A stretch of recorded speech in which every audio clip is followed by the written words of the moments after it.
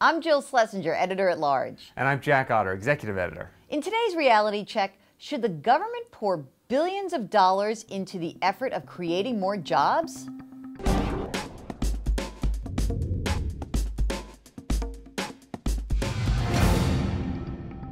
Jack, a lot of people worried about this 10% unemployment rate. Employment in the news this week, the ADP report, the jobs summit, and then the big Labor Department report coming out. What should the government do? Should the government get involved right now?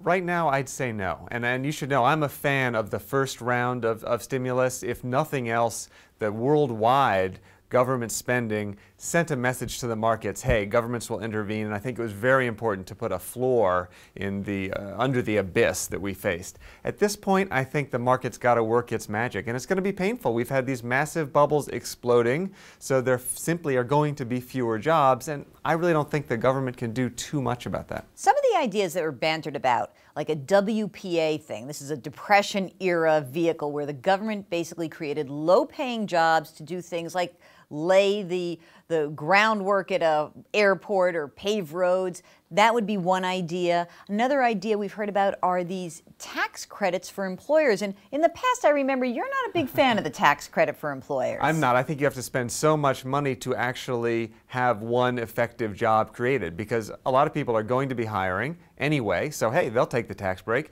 and a lot of people aren't going to hire no matter what you throw them. I think the WPA idea would actually create jobs, and to the extent that we could actually have an intelligent discussion about infrastructure in this country, how to repair it, now would be a good time. I guess the problem is also with limited amount of money left in the kitty, what is going to be, sure. right? And it's a facade of a kitty anyway, right? Exactly. It's borrowed money. It's all borrowed money. And then you start to think about, well, what is going to stimulate job creation?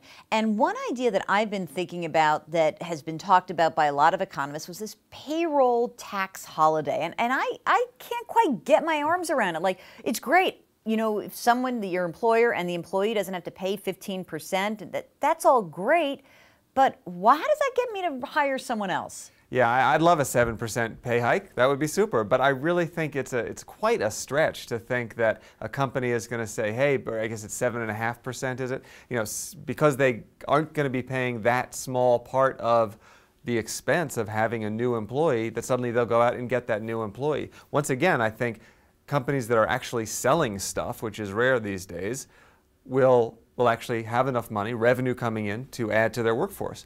But they're not going to make that hiring decision based on the marginal increase they're going to get from this idea. Okay, so the Jack and Jill response, no government intervention, let the economic cycle work itself. It's a bummer, but it's true, and that's your reality check.